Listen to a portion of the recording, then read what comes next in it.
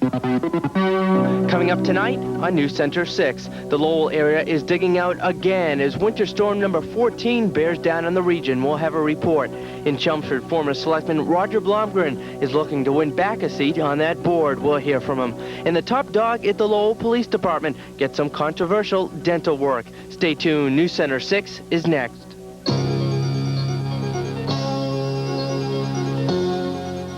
This is NewsCenter 6, an exclusive cable television service for Lowell, Chelmsford, and Tewksbury, with anchors Mary Haddad and Marcus Jones. Good evening, everyone. I'm Marcus Jones. And I'm Mary Haddad. Here's what's happening. Winter doesn't seem to want to give up as March roars in like a lion, and winter storm number 14 bears down on the Lowell area. Schools and businesses were closed, and DPW crews are still working hard to clear the streets. Dave Sakowicz was out and about today on the snow beat, and he joins us now with the full report. Dave. Well, Marcus, the snow began to fall around 3 a.m. and began to quickly add up. Most of the area has seen up to 8 inches or so, and some precipitation is continuing to fall. Today we were out following this latest storm. In Tewksbury this morning, a normally busy Main Street was almost deserted, as most commuters either decided to head in extra early or decided just to stay home. The Tumac Airport in town was closed because of heavy snow and low visibility, but plows were clearing runways in case of an emergency. In Chelmsford, the town's emergency management coordinator hit the streets, working with town officials to ensure roads are plowed and safe for commuters. Are things getting worse in town, you think? I think so. We just took a tour of the roads, and the passage is extremely dangerous. And I just make an appeal to those who have to go out. Please drive careful, and if you don't have to go out, stay at home. Chelmsford's acting town manager and DPW head James Pearson says plows are finding it tough to keep up. Well, they're not keeping ahead of it. There's a lot of blowing and drifting, and it's coming down very heavily. Who's going to be out most of the night, you think? I expect they'll be out into the wee hours of the morning, yes, getting the schools and the sidewalks ready, about 6 hours after it stops snowing. In Lowell, like most communities, a parking ban is in effect, but not everyone obeys it. And this car on Franklin Street looks to be stuck there, at least until springtime. But the ones finding it tough today are the ones who have to shovel out. This Lowell snow shoveler says enough is enough. Well, what do you think about this winter so far? Nasty. Doesn't seem like it's going to let up at all. You getting sick of shoveling? Yes. Extremely tired. Now, weather forecasters say the worst is over, but precipitation will continue to fall throughout the night. In Lowell, Chelmsford, and Tewksbury, all have declared snow emergencies, which means no on-street parking. If you do park on the street, you are risked being towed. Marcus and Mary? Goodness, a record year. It looks like it's going to be a record year snow-wise. Around here, it might not be, but in Boston, they're about a few inches away from the all-time snowiest winter on record. An unbelievable winter season. But glad to see you out there getting out and about on those streets. And Mary, you had an interesting commute today. Sure did, yes. Well, as thousands of area school children had the day off from school and thousands more didn't have to report to work today, for some, including us here at NewsCenter 6, it was business as usual, and a snowstorm means you just report to work earlier than usual. But the weather is starting to wear on us all. Dad's real proud of his new car, which handles better in the snow. Nonetheless, he's getting a bit sick of shoveling out. How you dealing with yet another snowstorm? Well, I guess we don't have too many alternatives. We just do the best we can and get the driveways plowed and shovel the walks and, you know. And you're gonna make me feed the horse today? Yes, you'll feed today as not as usual, but you'll be helping out. Thanks a lot, Dad. My pony Pride and I have weathered 18 winters together. Every morning, Dad and I decide who gets to feed her. He elected me today. Apparently, I wasn't moving fast enough for her. Good girl. Good girl. That being done, I cleaned the snow off my car for the umpteenth time of the season and hit the road, Route 495, headed to Lowell. Dealing with some pretty much whiteout conditions out here on most of our roadways. There's a lack of visibility and those gusty winds causing a lot of problems out there. Either delay your commute or cancel your commute if you can. And so it goes for yet another snowstorm and the task of gathering the news in it. When it's snowing like this, it doesn't take long to find winter's latest victim and those who help bail you out of trouble.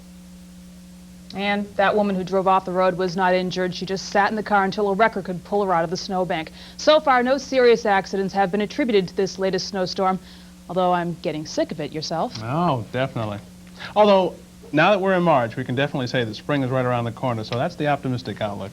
I can only hope. Still ahead, we'll tell you about a phone solicitation scam in Chelmsford. And Randy, the police dog in Lowell's root canal, is causing some controversy. We'll tell you why. That is up next.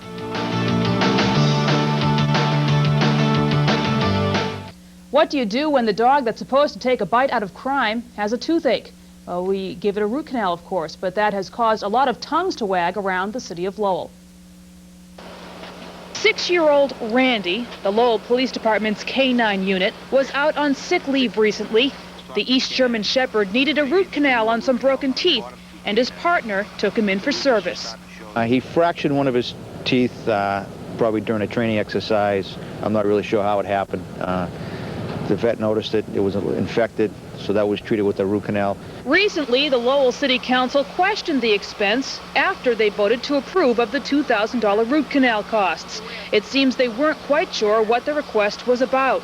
Later, media pundits and talk show callers raised a ruckus over Randy's dental work, but his partner of 4 years says the dog deserves comprehensive health care. To me, he's my partner. He's trained. He'll protect any police officer with his life. He's fearless. He does his job. And it's just the maintenance, the wear and tear of doing the job that we're looking to get repaired. The head of the Lowell Police Department says there was never any doubt in his mind that Randy the police dog would get the root canals he needed. Chief Davis says it's a matter of loyalty to a fellow officer and a matter of economics. The dog would cost between $8,000 and $10,000 to buy new. We believe that the dog will have a serviceable life of 4 to 6 more years. So the trade-off was beneficial, I believe. The dog is a real asset to the police department, and we felt that we had to take care of the dog. And Randy has fully recuperated from his dental work, and he's back out on the streets with Officer Siemens on the overnight shift from 11 to 7 a.m. Randy and Officer Siemens are also members of the regional SWAT team. Still ahead, we'll check the latest ski conditions. And we'll also hear from Chelmsford Selectman candidate Roger Blomgren. Stay with us.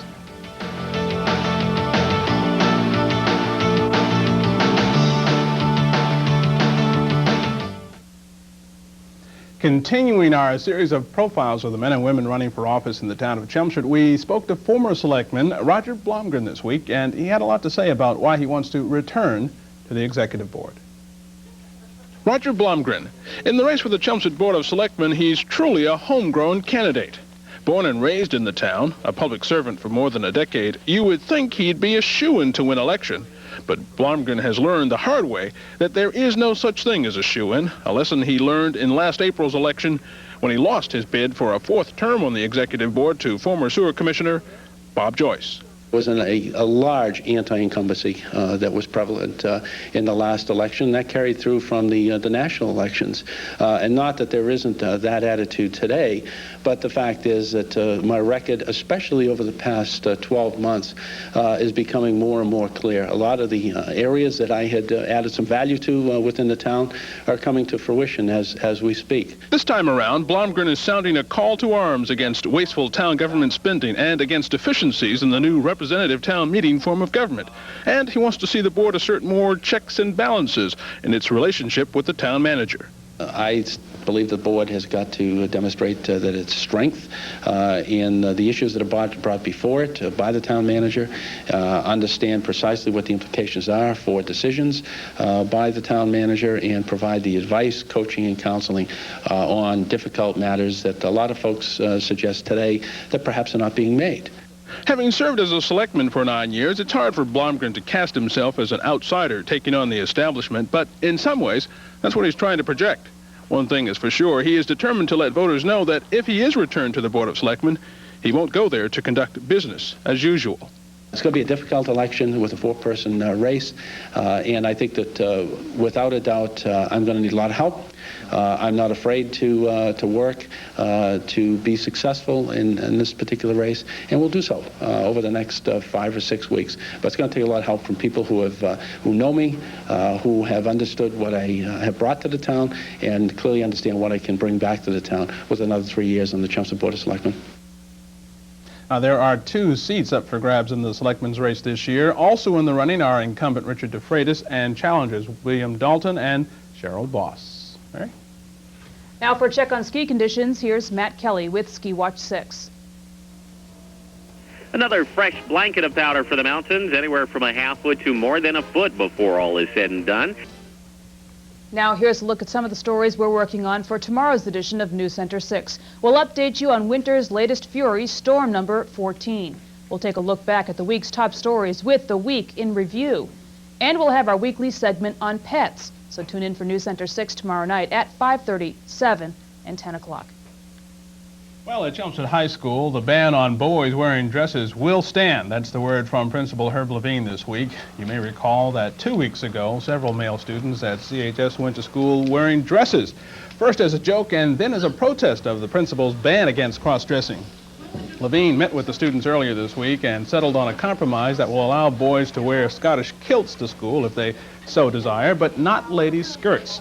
There is no official dress code at Chelmsford High, but Principal Levine says he will encourage the student council to consider some guidelines in the near future. Where do you even buy a kilt? Well, that's what I wonder. Kilts R Us. There'll be a new Kilts R Us store in Chelmsford. You know, a very interesting aspect of this. He said there will be some guidelines because he doesn't want them to like start dressing in other exotic ways, such as loincloths. Loincloths and all that kind of stuff. That would be interesting. Maybe for the summer. Yeah. Maybe they'll loosen it up for the summer. Maybe there'll be a loincloth protest this spring. We'll see. We'll see. Anyway, that's going to do it for tonight's edition of NewsCenter 6. I'm Marcus Jones. I'm Mary Haddad. Have a great evening. We'll see you tomorrow. So long.